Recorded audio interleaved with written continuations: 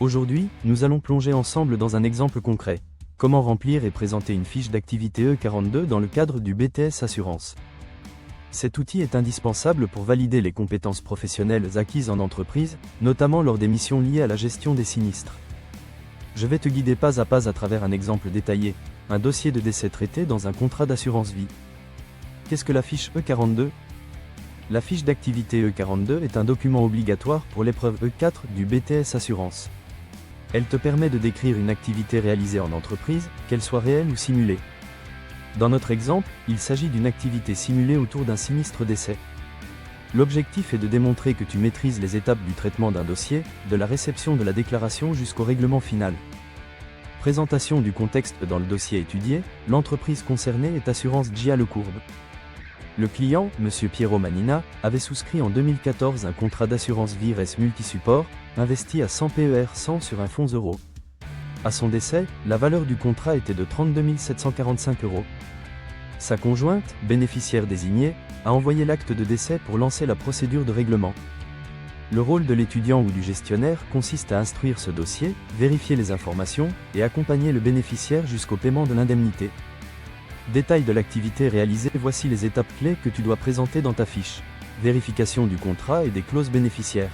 Ici, clause type 1, c'est-à-dire le conjoint prioritaire. Vérification des conditions fiscales. Monsieur avait moins de 70 ans, donc le contrat est exonéré grâce à l'article 990I du CGI et à la loi TEPA pour le conjoint survivant. Communication avec le bénéficiaire.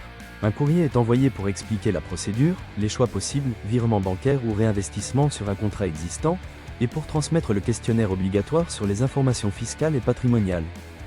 Réalisation du règlement. Après réception des documents complétés, le versement est effectué, clôturant le contrat dans la base de données. Analyse et auto-évaluation. Dans cette partie, tu dois faire ton auto-évaluation. As-tu atteint les objectifs fixés? Comment as-tu communiqué avec le bénéficiaire? As-tu bien expliqué les procédures, les délais, les montants? Y a-t-il eu un rebond commercial? Ici, oui, l'assureur a proposé à l'épouse de réinvestir le capital dans un nouveau contrat, sans frais de versement, et elle a accepté. Ces éléments montrent que tu as compris à la fois les aspects techniques et les aspects commerciaux du métier.